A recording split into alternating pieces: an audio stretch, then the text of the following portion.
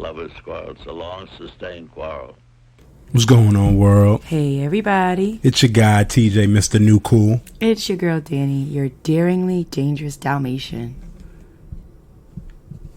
Okay. You know why I picked a Dalmatian? No. Because it has black and white spots and you're black and white?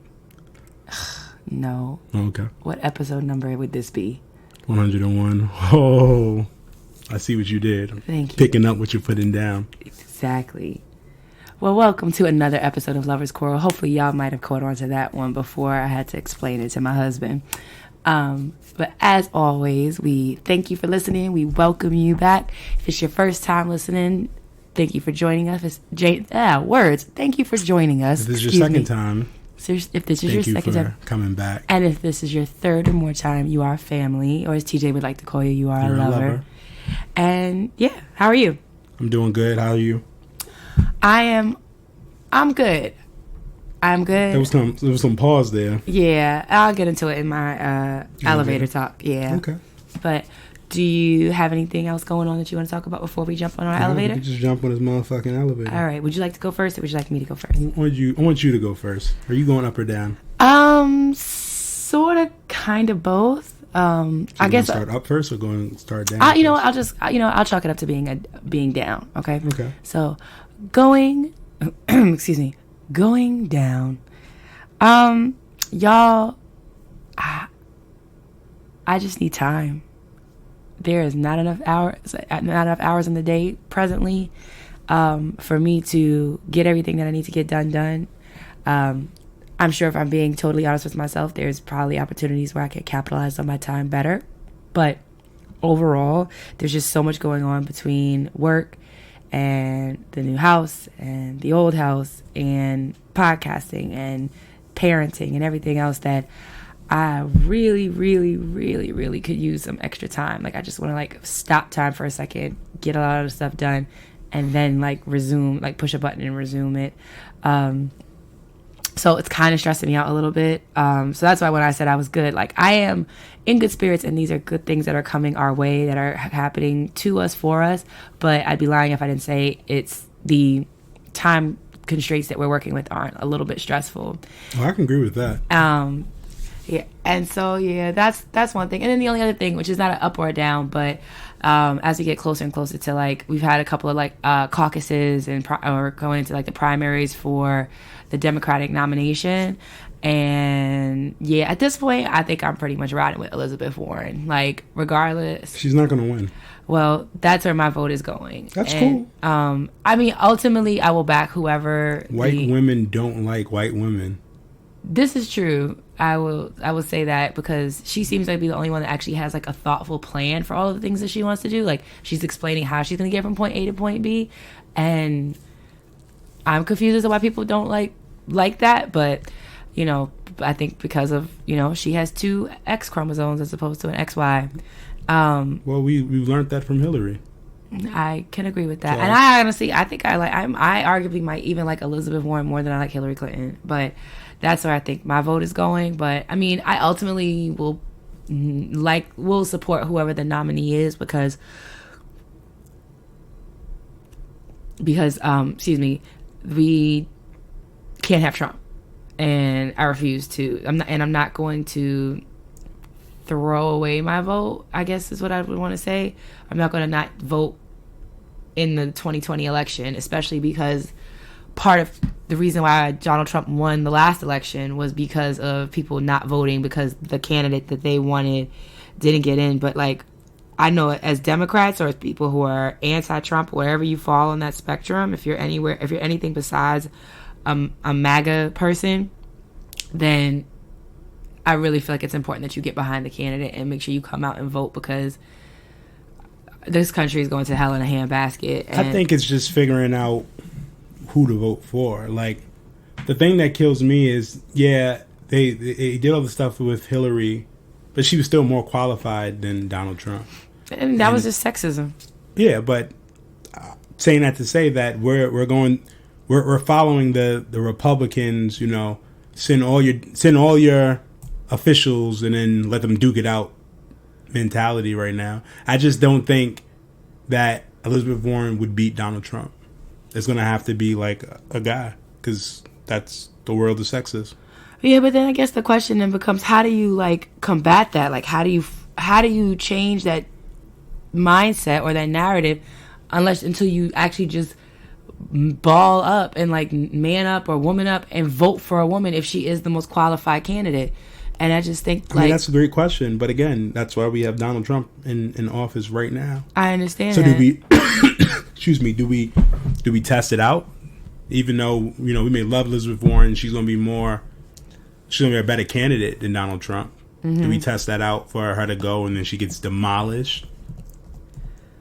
I mean, I would like to think that whoever got the Democratic nomination, I think the only person I think that people would really probably like couldn't get behind is Mike Bloomberg. But I think if Bernie or if Buttigieg or Klobuchar or Warren or Biden get the nomination, then everybody needs to rally behind them.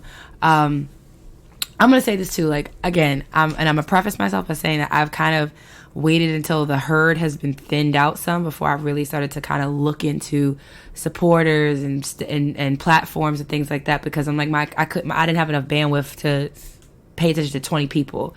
But the more we get closer to the finish line with the nomination, the more I'm feeling like some of Bernie's, and that is like, I don't know if it's Bernie as much, but like some of his supporters kind of give me pause.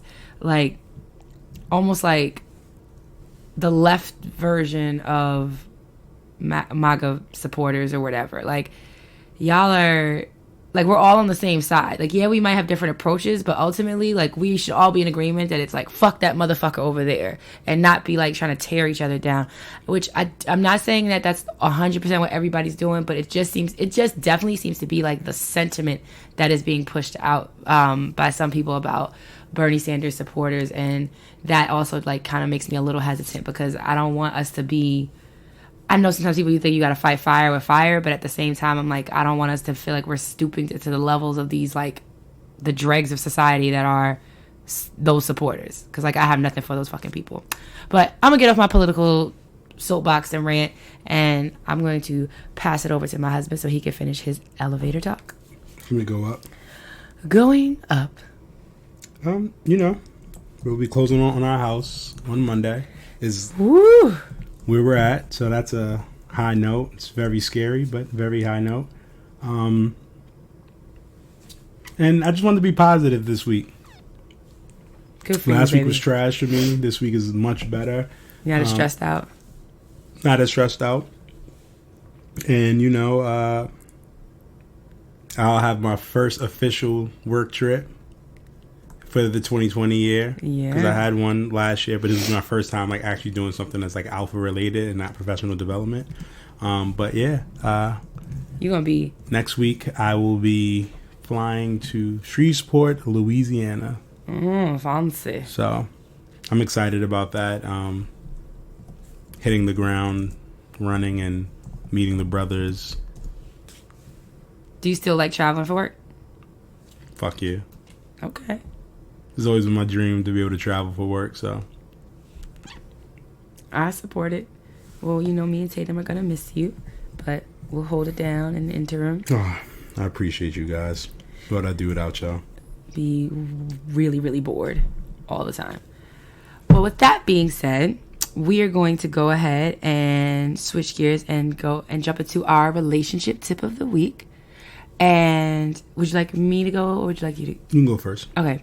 My relationship tip of the week, lovely people, is actually on the simpler side, which is when you feel safe, when you feel comfortable, and when it is, of course, always consensual between you and your romantic partner, let your freak flag fly.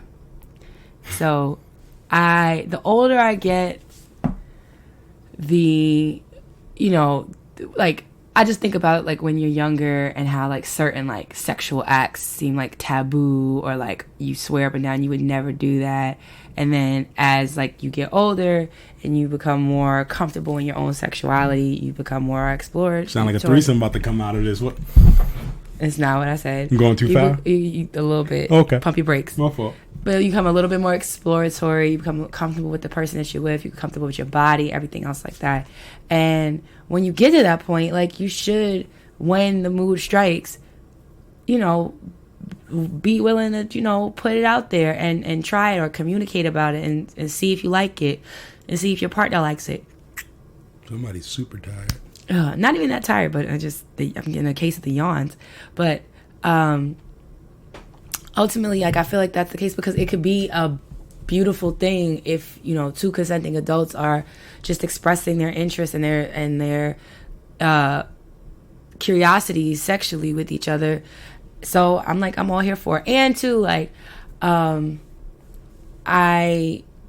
think the older I get, the more I become, like, aware and understanding of, like, how sexuality is fluid and gender is fluid, and that, not to call either of those things, like, freaky or anything like that, like, not trying to put them in the same bucket, but just to understand that, like, who people are interested in romantically, sexually, what acts people are interested in romantically, sexually, as long as it's, like, safe and consensual, then go for it, and doesn't involve animals. But, like, do your thing, because I think in a relationship, like, especially when you're in a serious one, like, what sense does it make to be in this relationship with someone that you are trying to build something with, or maybe have a lasting relationship with, but you can't let your walls down, you can't let your guard down, because you're either worried about being judged, or you think that it's just too out of left field and you haven't been ready to have that conversation. You know, talk about it and see what, you know, boundaries are and do all that stuff. But if y'all are both fair game, I'm saying go for it, because it can only enhance things or help you learn more about each other. So that is my relationship tip. Okay. Let the freak flag fly. That was the flag flying. 3 Fs. Blowing in the wind. Okay. Sound effects. I haven't done sound effects in a long time. My sound effects are not trash. Okay. My tip is simple, inspired by myself. Oh. Conceited much? Not being conceited, it's the truth. I'm going to say be spontaneous. Mm-hmm. So if I see something that makes me think of Dani, or if I want to get her fresh or fly or something, I'm just going to buy it. And using that same ideology, I think that people should, if you know that your partner loves Cheez-Its, once in a while, cop them Cheez-Its. You know what I mean? Like, just be spontaneous about the things that people would appreciate. Does that make sense? It does. So you want me to order you Cheez-Its? No, you don't have to do Cheez-Its, because I do that myself. Exactly. But I'm just, also, that's me and Tatum's thing. That is definitely y'all go-to snack together. So, yeah, but just be spontaneous. You know something I like, you know?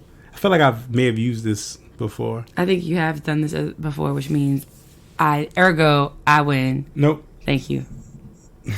You're right. Basically, by your own rules and logic, as misguided as they might be sometimes. But yes, a repeat tip definitely means I get the W. You may be onto something. We are the champions. I mean, you lost last week friends.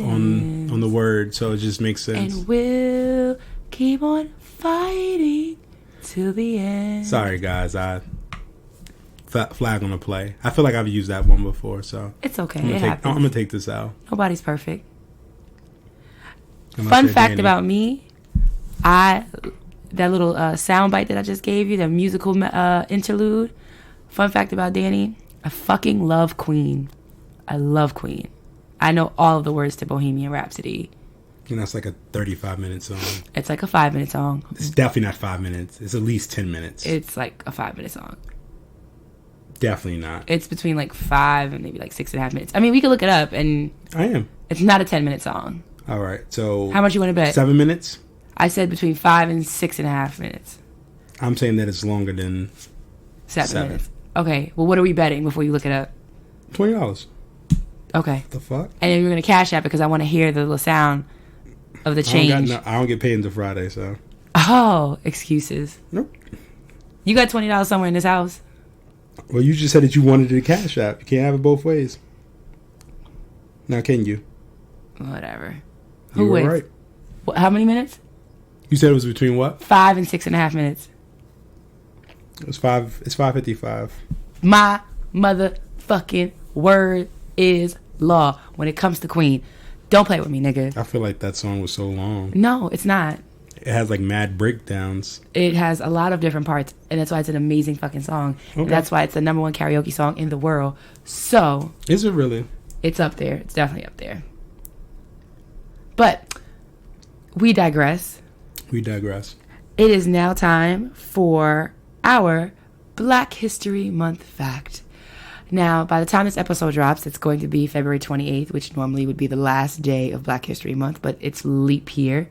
So we have an extra day. We can add on some extra blackity blackness on that Saturday, and I hope you all do too. But being that the episode is going to drop on Friday, we obviously want to give you a moment in history from February 28th in all things blackity black. So I have 2 facts. Oh, show off. So there was a slave revolt in Newton, Long Island in 1708. 7 white people were killed, and because of the revolt, a black woman was burned alive, a Native American, and 2 black men were hung. Dark. And then my other fact was Hattie McDaniel becomes the first black person to win an Oscar and first black woman for Best Supporting Actress in 1940. Really, nigga? Was that your... Yes. And then why would you even take 2? Because you wanted to have it perk it up from that depressing ass fact? Yeah. Sorry. Episode over. I'm leaving. Goodbye. So that means that you lost. No, it doesn't mean I lost. You used 2 facts because you wanted to soften the blow of your fucking depressing ass Black History fact. I mean... Our people are more than our struggle. We are, but I mean, you also could have done a better job researching. How could I have done a better job researching? Who only comes with 1 fact in life? We always come with 1 fact You for was Black one of History those. Month. Nah, well, I mean, yes, we do. Okay, then. So this is the first time you've come with 2 We facts. typically do 1, but I always have mad facts that I put down there. Oh my gosh. The fuck? I cannot with this nigga. You're gonna just sit here and use 2 facts because you wanna, because you just killed the whole episode. Do you want me to give you one? No, I'm gonna look up one of my own. Mind your business. I can give you one. No, I don't want nothing from you. Because I had so many. I don't want nothing from you. Because 7 P's are very important. I did prior proper plan to prevent piss poor performance. Obviously, you didn't. You only chose 1 answer. No, because no. You only had 1 response. Okay. You were like one of those kids who, when the teacher be like, you gotta get extra credit if you ask a question and you write only 1 question. What? You never, like, in class, and when the teacher's like, you gotta ask a question. But it'd be the kids who only, like, it'd be like a group of kids who always use the same questions so they, like, eliminate themselves. I'm saying, like, you don't properly plan, obviously, because you should have had more facts. First of all, what you're not going to do is come for me and my educational prowess because we already know I was a way better student than you. You were, but we're both at the same spot. Okay, but as far as things, I don't. Do you have a master's? Yes, I do. And I do too. So we're at the same spot in life. What are you doing? We're at the same spot in life. Can we talk about what you're doing right now? Yes, I have a scratch on my nose, so I put hand sanitizer for the alcohol on it. I don't understand. I've just never seen anybody do that. I'm resourceful. That's why. We didn't all grow up with alcohol in our house. Rubbing alcohol. You were not poor. You were not poor. You had rubbing alcohol in your house. Call my mother right now. I promise you didn't want to rub You alcohol. had rubbing alcohol in your house. Nah, Your mother's gonna be pissed at you for saying that. I used to have to steal it. Stop lying and acting like you were some fucking Oliver Twist in the face ass nigga. I'm just saying. Anyway. Did you come up with something? Yes, I did. As we continue stalling for you. No, we're not stalling. We are. Well, Okay. I am. On February 28th, in 1784, Phyllis Wheatley passed away. She was only 31, but she was the first African American woman to be published, a published author. So It's a good fact. it is a good fact. So was Hattie McDaniel winning the first Oscar, but somebody had to, you know, smooth things over with their depressing ass fucking fat. In 1984, February 28th, Michael Jackson won 8 Grammys. Could have used that one also. I didn't. Oh. Well, go ahead. We can go on to my word of the week. Mm-hmm. So, and please let this episode. Shut up. Episode show, as I put those words together, that TJ owes me $20. Actually, we're gonna name the title TJ owes Dani $20. That's a terrible fucking title. Like episode. No. Then we're gonna call it episode. No. Episode 101. I'm gonna call it Owe Me Back. No. Anyway, I owe you $20. Honestly, you owe me your life, but I'll give you $20. Run me my money. You got it. Because a bitch better have my money. Do you want to bet the 20 back on that you can't spell this word? Do you want to do double or nothing? Well, double or nothing, yeah. So either I give you 40. Or I give you 40. Okay. Double or nothing? Are you confident enough? Nope. No. You know what? Fuck it. Okay. Because unlike you, I can cash up you $40 right now. That's not what we're not going to do. I can cash up you 40. I would just rather wait until I get paid. You said. I did say that, but okay. You trying to make me sound like I don't have bread. You do. No, you're trying to play me. Yeah. I know what drawer you keep your money in. It's fine. Fuck out of here, old buckethead ass. Oh, I struck a nerve. You didn't. The word is... So double or nothing? Yep. Okay. Obstreperous. No. You got to come better than that. Obstreperous. That's not better? No. All right. Come on. Let me get the little white woman to say it. Obstreperous. That's what I said. Obstreperous. That's not what you started to say. I mean, I was trying to spell it out phonetically. Spelling means you talking about letter by letter. You try to sound That's it how out. I pronounce it. Yes. Phonetically. There you go. Obstreperous. Obstreperous means boisterous, noisy, aggressive, defiant. You've probably seen obstreperous child in the grocery store pulling away from her mother, screaming at the top of her lungs. So a toddler. Yeah, I don't know. Or TJ. I don't know why I made it a her, but well, I mean, usually people default to him. So yeah, whatever. Obstreperous. Obstreperous. Obstreperous. Obstreperous. Obstreperous. Okay. Can you play the white lady one more time, and then I'm gonna spell it? I'm gonna play your aunt right now. Shut up. Hold on. Obstreperous. Obstreperous. One more time for you. Obstreperous. Okay. Obstreperous.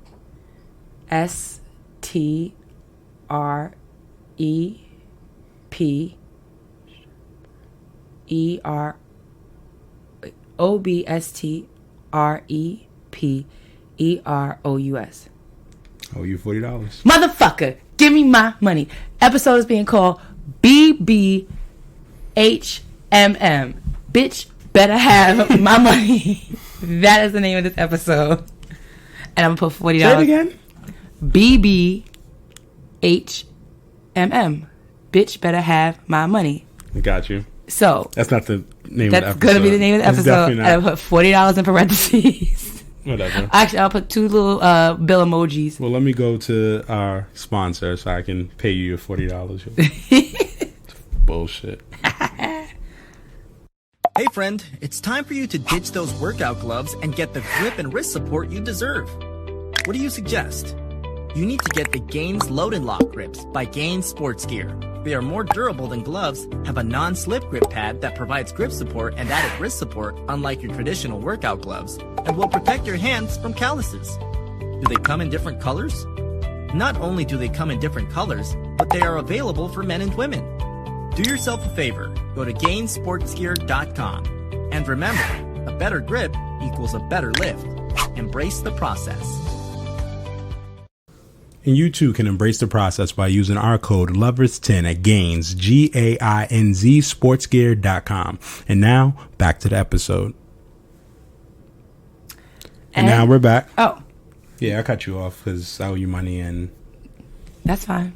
I'm a little salty. But anyway. Me and my $40. Before we start... One for each hand. As Dani said, we'll be ending Black History Month in February. And the 29th is my grandmother's birthday. Yeah, so shout out to Grandma Hattie. Happy 80th birthday to my grandmother. Although she's actually really only 20. Because her birthday's on leap year. Yes. So, but she looks young, so. She does. She looks amazing. She doesn't look like she's an 80-year-old. At all. She got all the pep in her step. She definitely does. And she likes to babysit Tatum, which is she got enough energy to keep up with that girl. Yeah. So we have that. And before we continue, I just wanted to shout out the world's greatest fraternity. The brothers in Baltimore, known as the Charm City Alphas, are doing an Alpha Preakness. Yes, they are. So on May 16th. Oh, it's Megan's birthday. I invited her. I think she's going to be away.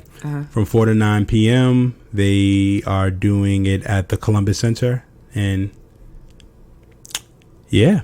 So you got to come in your Preakness themed. It's a Preakness themed day party, open bar.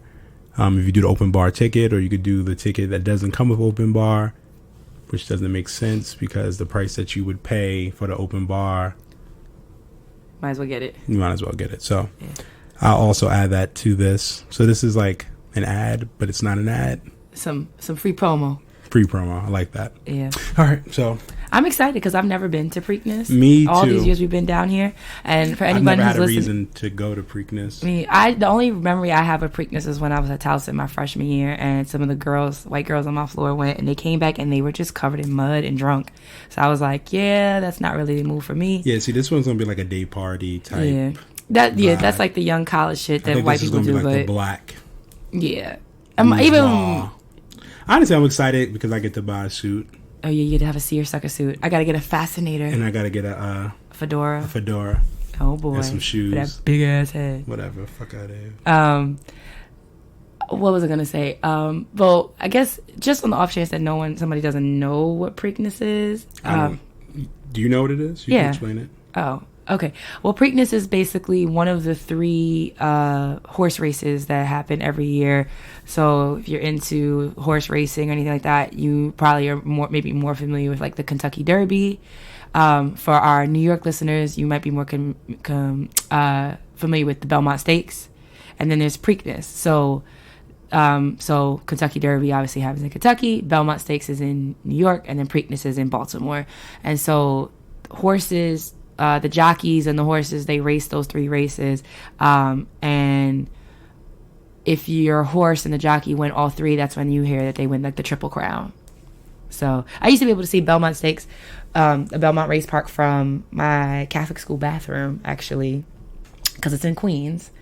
And now we live 20 minutes away from Preakness. So I'm excited because I've never been to any of this stuff. Like, again, like all these years growing up in New York, me living near a Belmont Race Park, and then now living 20 minutes from Preakness, and yet never been to either. So I am looking forward to like dressing up and being cute, and then actually like going through the entire experience. And I hope people that are in the DMV area will join us as well, or even people from New York.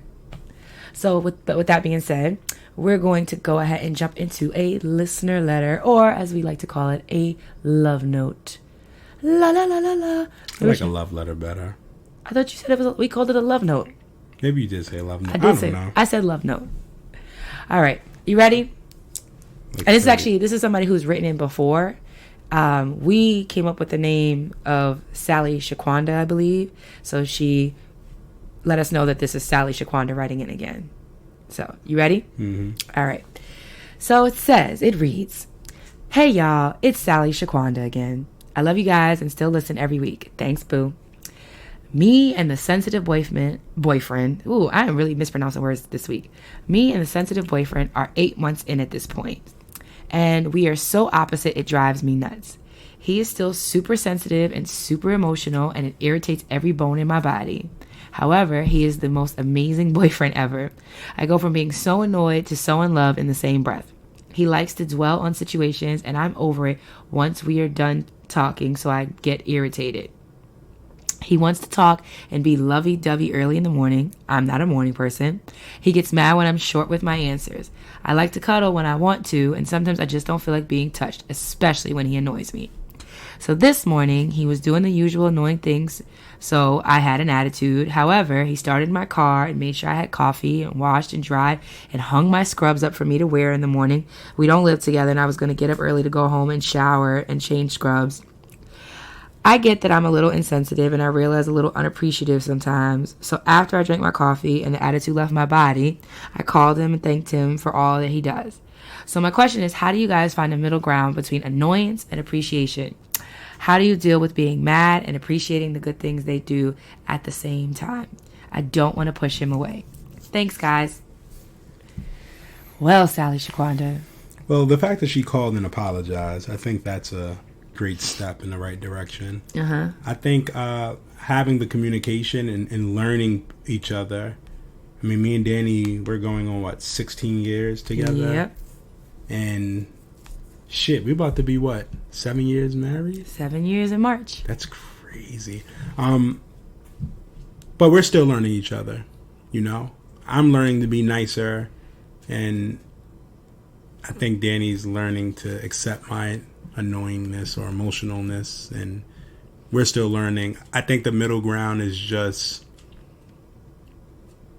sometimes, well, I'm gonna speak from my view. Sometimes the things that I would have gotten mad about, I had to stop myself and say, is it worth being mad about? Or is it worth being annoyed about? Yeah. I think too, if it's pet peeves, so I get it, because there are things that TJ does that are peeves of mine, or that he does in earnest, that he doesn't mean to be irritating, but that sometimes it can be that way. And in those moments, because it's kind of if I know that he is being sincere in his efforts, or he doesn't mean any harm, that even though I might be irritated by it, I just kind of bite the bullet a little bit. Now I know that sometimes it might show on my face a little bit that I'm annoyed. All the time. Anyway. All the fucking but time. At the same time, I know that he doesn't mean it. But I think when we first talked to Sally Shaquanda, we had said have the conversation about what things I think irritate you, or what you're comfortable with. And you guys have been together a little bit longer now, and what it sounds like to me is that you like the things that he does. It's just on your time, when you're in the mood for it. But unfortunately, that's just not the reality of how people show their affection and they care. They can't always turn it on and off, or and he arguably, for some of the things that he's talking about, shouldn't have to read the room as far as how you're doing or whatever. He should, to some extent, right? Because then also too, he would probably save his feelings. So actually, let me amend that a little bit. I think you guys are both gonna have to read the room, use your context clues to tell whether or not this person is in the space to receive what it is that you're giving them. So he needs to kind of know you well enough to know the context clues that's going to tell me, oh, Sally Shaquanda, she's in a bad mood right now. I'm gonna clear her path. I'm gonna let her do her thing.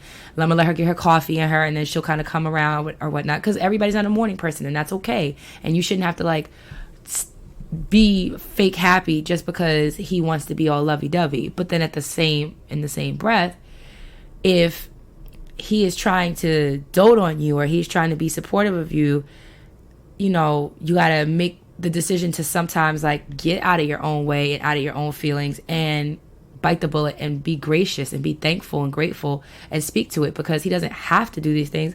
And just as much as he should be trying to understand you, you should be trying to understand him.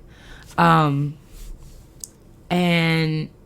I'm curious to know, how did he receive your thank you when you called him after you kind of got out of your kind of funk, and when you got to work and called him? You hadn't included that in the letter, because I'm wondering, did he just accept it and was happy about it, or was he kind of in his feelings because you had given him the cold shoulder earlier in the morning? But I just think it's always going to come back to communication. Communication, and then knowing and learning your partner. I think the longer you guys are together, the more you're going to be able to read each other's cues to let you know, hey, he's in need of like some affection, or I shouldn't give him a hard time right now if he wants to be affectionate with me.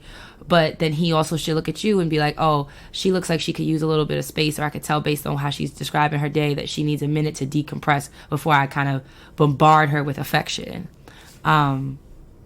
So that's what I think you guys should do. And just be mindful. Yeah. Because while you may be annoyed, he's doing it now. But what you don't want to do is break his spirit, and then he doesn't do it no more. True. And then you wind up missing it. Like, damn, he used to always talk to me in the morning, and I used to hate it. But now he just won't talk to you at all. Like, you know what I mean? Like, yeah, people shut down. Yeah, no, definitely. That's why I said, like, have that conversation. I mean, maybe in the morning, that is the only time he gets to really speak to you, because again, y'all don't live together and stuff like that. So maybe he's just still excited. And he doesn't see you all the time. And I don't want you to make it. I don't want to make it sound like me and TJ are like siding solely with him, because you have a right. Like, that's who you are. No, definitely. You don't have to be the most affectionate person, but you could still. And people should respect your boundaries. My mother, growing up, we couldn't wake her up until after 12. We couldn't even to this day. Yeah. I don't call your mother on the weekends before 12. I call her all the time. She either gonna pick up or she not gonna. Well, she don't pick up her phone regardless. She don't, but she can't beat me no more. I mean, she truly can. I'm playing, because last time Anthony, so my older brother told her when he was like 16 that she couldn't beat him, so she beat him. So yeah. And then as far as like how TJ and I find a middle ground between annoyance and appreciation, I just try, sometimes I just remind myself, like, he means well. So, like, for example, right? Let's say this shit. TJ has a habit of, and I'm only saying this because it's something that you did like today or yesterday. What did I do today? So, TJ sometimes has a habit of, like, calling me, and then we talk for a couple minutes, and then he calls back.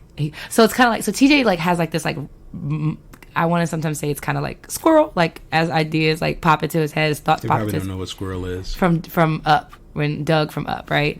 So sometimes TJ has like rapid fire thoughts, and like as they come, and he does it in text messages and on the phone, where he will, like, instead of putting out one complete thought, he will like call or text like bits of information or like pieces of like thoughts to get whatever. ADHD kicking in. And but then in that turn, what that means is that I've got like 17 text messages, or he's called me like 5 times in the last half hour, and I know it's because either he's like, he might be, and so it's annoying, right? But what I can appreciate is that my husband is trying to talk to me about what it is that's on his mind, or what it is that he wants to make sure that we're discussing as a husband and wife, or as parents, or because he's having a hard day, or because he needs help, or whatever.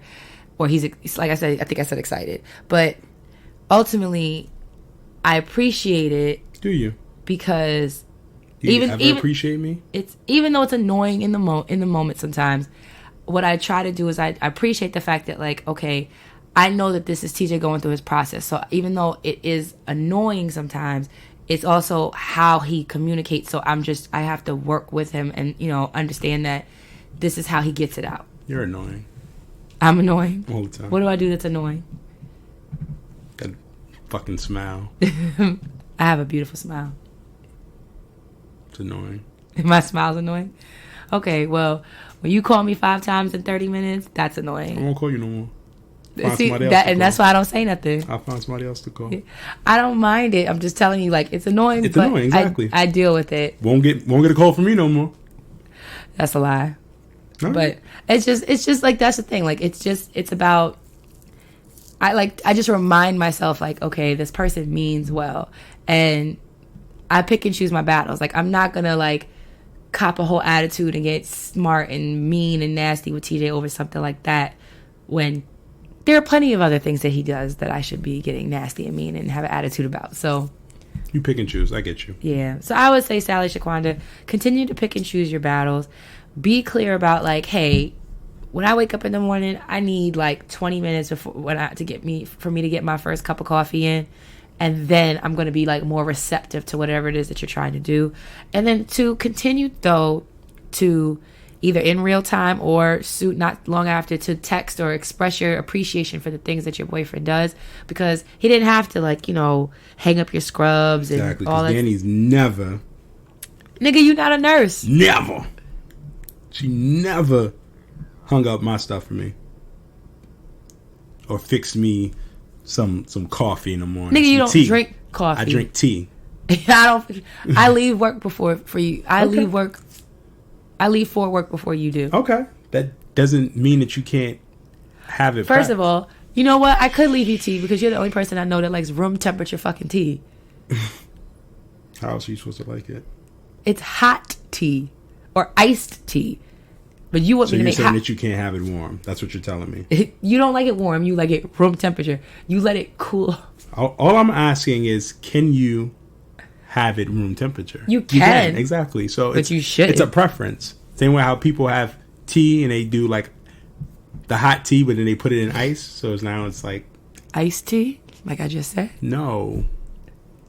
Like they'll do it like a cold tea. Like an iced coffee. Exactly. There you go.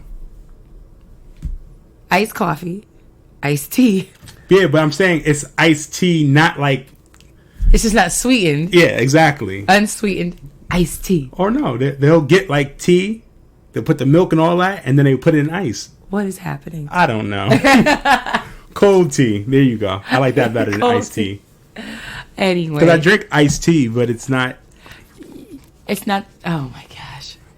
I swear. Anyway. Somewhere along, some education system failed you. But yet we're both sitting at the same table. Yeah, because I came in at the right moment and saved your ass. No. Okay. Fuck You got it. that one. Your academic success. I put you on my back, nigga. Fuck out of here. Whatever. All right, folks. Well, now that we've Sally Shaquanda, excuse our digressing conversations and all stuff like that, but we hope that we helped answer your question, and please keep us posted on how you and your sensitive Steve of a boyfriend is doing, because it sounds like, and I'll end on this note, it sounds like you two could both benefit from taking a page from each other's books, and that you might actually learn a lot from each other, and that you and that might help you guys in the long run. So of course, here we are. Last but certainly not least, we have reached our quarrel portion of the episode. Brrr. Are you ready? Okay. So I was scrolling through Twitter the other day, and two women that I follow were having a conversation that I kind of chimed in on, and essentially the conversation kind of went like this. This one person tweeted, "Have we considered that boys are quote unquote the best and quote unquote so much easier because we go through the trouble of raising girls and just love on boys and hope for the best?" So what that reminded me of was kind of like the saying that specifically mothers love their sons and raise their daughters. And for argument's sake, we'll say conversely that fathers raise their sons and love their daughters. So I kind of wanted to kind of focus on the mother's one because that's the actual saying. But I guess my question to you is, do you think that male children are not raised or not reared in the way like mothers kind of like dote on their sons? Or do you think that people crave sons more than the daughters because of like stereotypes and preconceived notions and things like that? Of course. So you agree with the statement that like mothers love their sons and raise their daughters? I mean, I've heard mothers love their sons, raise their daughters, and fathers love their daughters and raises their sons. I've heard all of that. I do think society-wise, more people want to deal with boys than deal with girls because girls can get pregnant and all that other negative stuff. So do you think that like it's fair that like, or do you agree that like boys are, I mean, I know you obviously have a daughter, we obviously have a daughter, but at any point in time did you think like, oh, I want like a boys are easier, because like there's a whole lot of like sayings that go around. They'll I be think like, when I was boys, younger, they're like, yeah. they're like, if you have a girl, that means like if a man has a daughter, that means that like was a whore, Yeah. and that's why he's getting payback, or a woman's getting payback for all the attitude she had when she was younger. I don't listen to any of that. I think God gives you whatever He's going to give you, and you can be excited about it or you can hate it or whatever. For me, I just wanted a healthy baby. That's all I want. Yeah. I mean, I would want a son just to carry on the Byerson name, but if I don't get one, then I just don't get one. That's just the way that the cookie crumbles. I never cared about the gender as much as just being able to have someone to like raise and see them be amazing people. Yeah. Do you think that you were raised to think that boys or sons were like the better of the two? Not necessarily. I mean, that was never really a conversation in the household. Okay. I guess for me, I feel like I kind of see where this person who tweeted was coming from, because I feel like there are a lot of like emotionally stunted men running around the world today because they were not like held accountable for a lot of their like younger behaviors. So you're saying that you believe the tweet is true? I don't believe the tweet about boys are the best, they're so much easier. I think because I don't believe that trope or that generalization at all. I think it's unfair to girls because people tend to like when we were pregnant, when any woman is pregnant, and that tends to be the deferment, right? It's like, oh, what do you want, a boy or a girl? And you'll be like, oh, I don't know. Or people have a preference. And a lot of people, now don't get me wrong, there's a lot of people who want a girl, but I feel like there's a lot more people who say, well, I want a boy because boys are easier, or I want a boy because girls are trouble. And I think that that's fucked up and that's wrong to even have that type of mindset about a child that isn't even here to do anything at that point. You also got to think about who it is and what they've been through in their life. I think it's unfair that we project our own personal feelings onto children. I agree. So because you were fast, people are going to be like, or you're going to think that your child was fast, or because you knew a girl who was fast, or you knew a boy who was fast, so now you just think that that's just all children. Like, I mean, ultimately, as a parent, I just feel like all you can do is just try to teach your children the best things, and then they're going to do whatever they're going to do. Mm-hmm. Personally, I feel like my parents did what they taught me what they could, but if I was going to do something, I was going to do it regardless. Mm-hmm. I think the other thing too is like, well, the point I was trying to get at was, and again, I'm not making any sweeping generalization that's like all men or anything like that, because I'm married to a man and he's not like that. But what I will say from my experience and like thinking, I feel like looking at just even your parentage and upbringing, my parentage and upbringing. So TJ has an older brother. I have an older sister, and what I feel like I remember most vividly is like our mom having to be like the tougher one on us to kind of like disciplinarian, and that our dad was like the doting one. And in your case, I feel like, now I will say maybe when you were younger, like you seems like your dad might have been the more doting one with you guys, and your mom was more of the disciplinarian. But I also feel like your mom definitely like also doted on you a lot. I mean, but you and your brother a lot. I mean, I can't speak for both of us. I mean, I don't know. I feel like me and Anthony were raised differently. Okay. Do you feel like you were?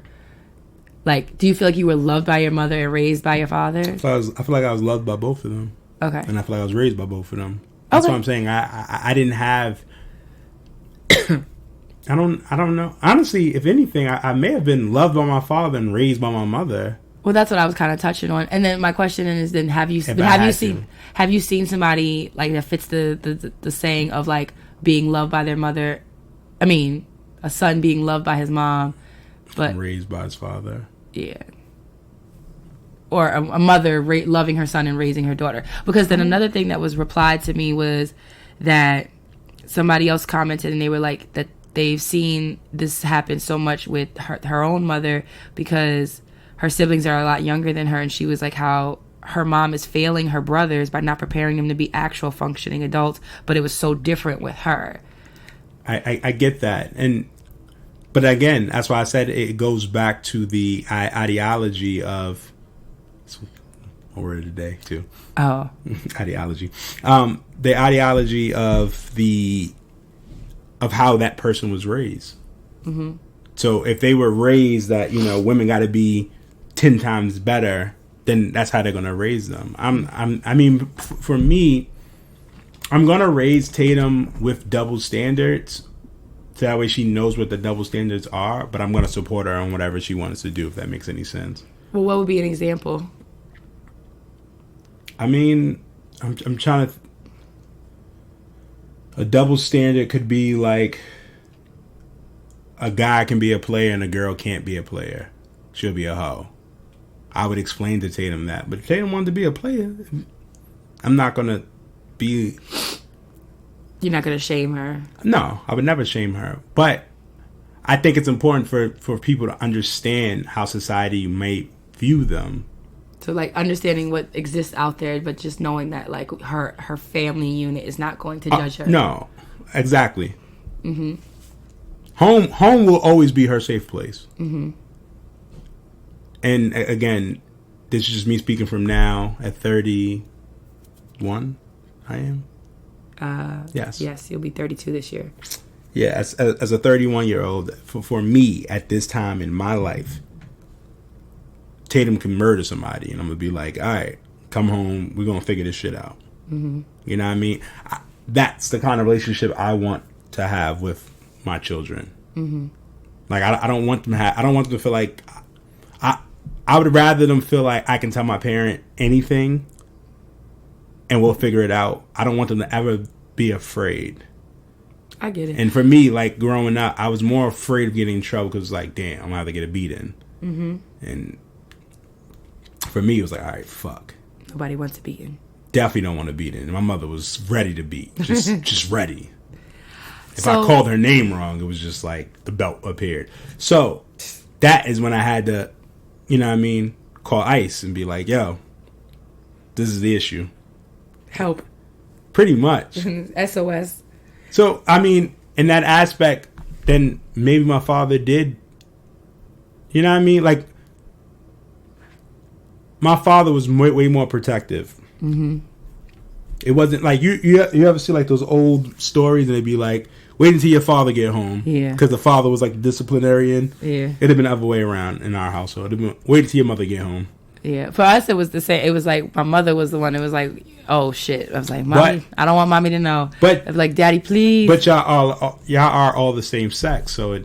Well, yeah, and I think the thing about it is, and I know you don't, and try to refrain from making a joke, but one thing that somebody also told me was like, part of that whole saying of like, mothers love their sons and raise their daughters, is that the parent who is the same sex as the child has the responsibility of also like modeling and demonstrating and telling them what it is to be a woman or a man in this world, a black woman and a black man in this world. So I can understand. because we have Tatum and you can be her father and you're gonna instill. There's certain things that I can't teach her. There's certain things that like you will never be able to really like not explain it to her, but there are things that you will not be able to relate with her because you're not a woman. Same thing if we had a son. So I think that there is truth to it, but I also think that people sometimes have taken it too far in the sense that you need to love and raise your kids, right? You gotta do both.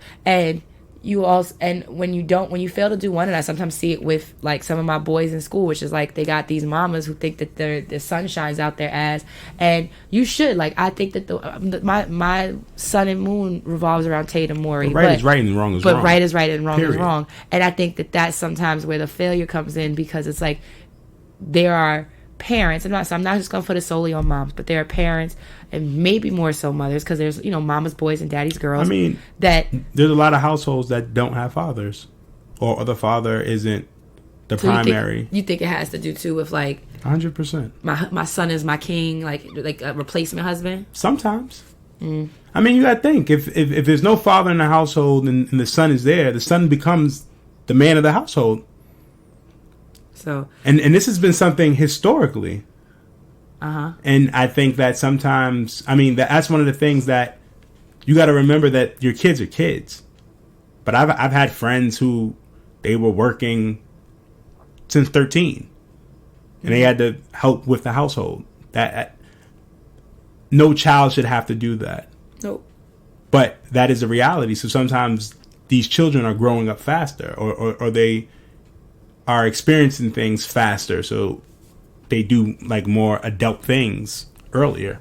Or they get more of a space to excuses, because a parent, like, if you put that type level of responsibility on your child, but then how are you gonna, what space do you have? I'm just kind of thinking out loud here. Like, if I'm a single parent and I put the responsibility, or I put a shared responsibility on my child to help the household, then what grounds do I have to then try to parent them when they're being contributing members of the household, like they're the adult? You know what I mean? Like, you can still parent them. You can still parent them, but then you might get pushback, or you might or maybe you don't feel as compelled to do so because you're like they're. But helping. That's one of the things that, as you were saying earlier, as far as like being that model. If a child sees that their parent isn't a good parent and they have enough sense, they may be like, I'm not listening to my mother. I think a lot of kids don't, but I mean, up until a certain age, I think a lot of kids don't even realize when they have like a cruddy or a shitty parent, because one way or the other, because that's all that they know. And then I think the other thing about it too is like, so like I was talking to some of my coworkers today about a student of mine who wanted to find her mother. Her mother has not been in her life for several years because of addiction. And she was asking me questions about how to go about finding her mom, and she hasn't seen her mom since she's 8. She's 13 now, almost 14. And, it broke my heart to have to talk to her about this, because the conversation had to go towards like, well, she may not be well still, you don't know where she is, you don't know what she's doing, and you don't have to be the one to fix her. Because that was the thing. She was like, Miss Byerson, she was like, if she just comes, she's like, if I find her, we could live back together. And she was like, she's like, if she's still not 100%, like, I could work on fixing her. And I had to be like, you can't, this is something that you can't fix from the outside in. You can't want it more than she wants it. And I don't know what state your mom is in, but ultimately, like, if you are the child, you are supposed to be able to enjoy being a child. And trying to fix your mom or trying to be a contributing member to the household is a reality for a lot of kids, but it's just not fair.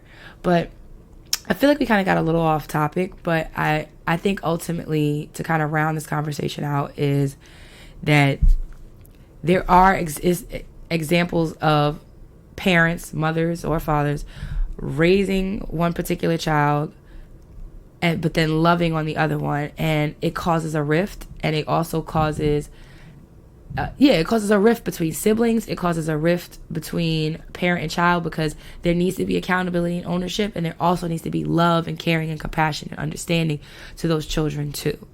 Because otherwise you're going to have these, like, again, these emotionally stunted ass adults running around this earth thinking that the world revolves around them because mommy or daddy told them that it did. And really, don't nobody love you like your parents, and that's absolutely true. So that means nobody outside in the real world is going to give a fuck about you the way your parents give a fuck about you. Sometimes. Most times, I'll give you that. Yeah. But there's a lot of parents who aren't in their kids' lives. So absolutely, I'm talking about the present parents. No, I mean, I think the biggest thing that we have to work on is when we're raising our kids. I think that village is like really important. Super and crucial. And I think we've gotten away from that family mindset. Like back in the days, any parent could parent. Yeah. Like that village shit really meant something. Your neighbors could you pull up your child? Yeah. And then somewhere along the line. Well, somewhere along the lines, we started having, as Meek said, babies having babies. And when you have a child or someone who's not ready to have a kid, and now they have to make these life decisions. Like, imagine being 16 with a child and you're 16, so you're not an adult, but you have a child, so it kind of makes you an adult. And now your 16-year-old mind is teaching this child, you know what I mean? And a lot of times those 16-year-olds, they don't want to be called mom or whatever. They want to be friends and all this up. Like, the reality is that we have a lot of kids raising kids and people saying, you can't talk to my child this way. Da, da, da, da. And, you know, they've allowed children to be disrespectful to adults, and we have to change that. Like, if I would never let Tatum disrespect a teacher. Goddamn. Now, I can disrespect a teacher because we're adults. But not in front of Tatum. I wouldn't do it in front of Tatum purposely. Now, if it happens, it happens. Well, I was always a page from my parents' book that I was always going to take is that it's called a parent-teacher conference, not a parent-teacher-student conference. So I literally was a senior in high school from K through 12. I was a senior in high school before it was the first time my mom or dad let me sit in with my parent-teacher conference. Oh, nah. I was in them things. I mean, my parents never did anything in front of me, but it was... They had me there so that way when the teacher said something, it wasn't a he said, she said, but a lot of times we had to talk because I did something wrong or I was being accused of something, or this is like middle school. I don't remember them coming that much in high school, but maybe you grew up. And then you met me, so that had nothing to do with anything. Things got exponentially. The reason why your mother went is because your mother was the PTA president. No, my mother wasn't PTA president in elementary school. My parents went. I'm talking about, you just said in high school. Okay. She was still going in high school because she was PTA president and all this other stuff. But anyway. Well, ultimately, we didn't really quarrel. We didn't quarrel. I think we kind of hashed out like parenting beliefs, but it's okay because I think it's still a good conversation to have. No, I mean, everybody should, like, if you're thinking about having a baby with somebody, these are things you got to talk about.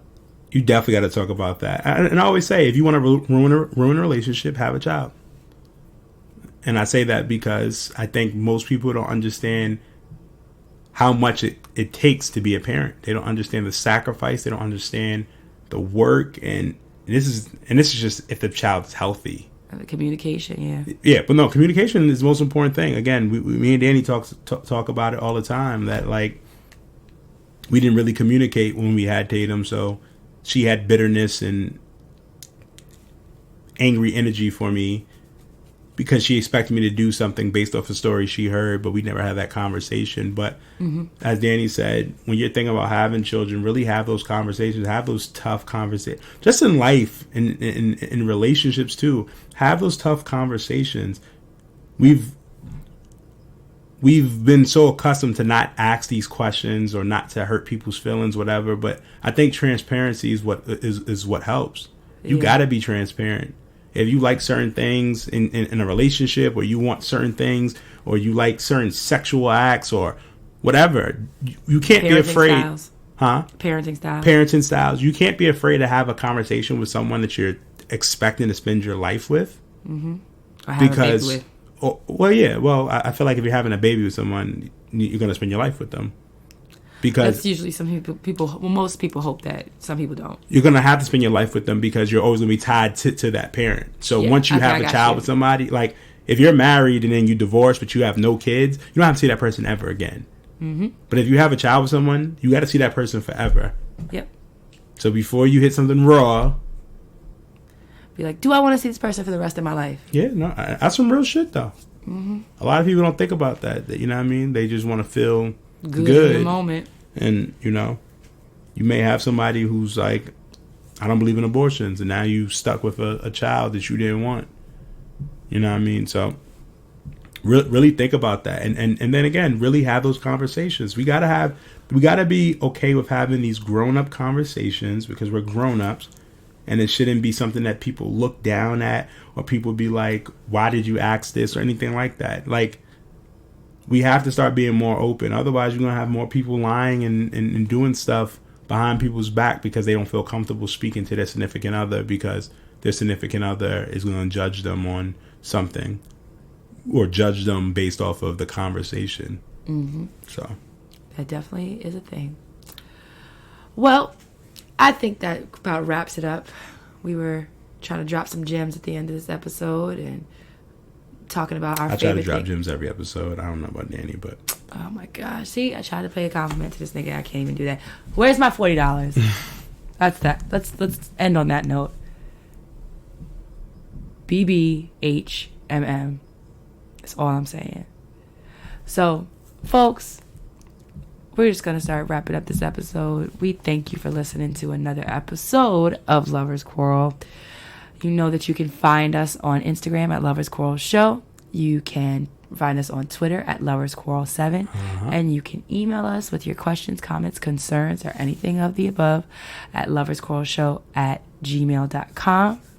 As always, I am your girl, Dani. And I'm your guy, TJ. And you know that we fuss. We fight, but we love. Bye. You done? Yeah. Okay.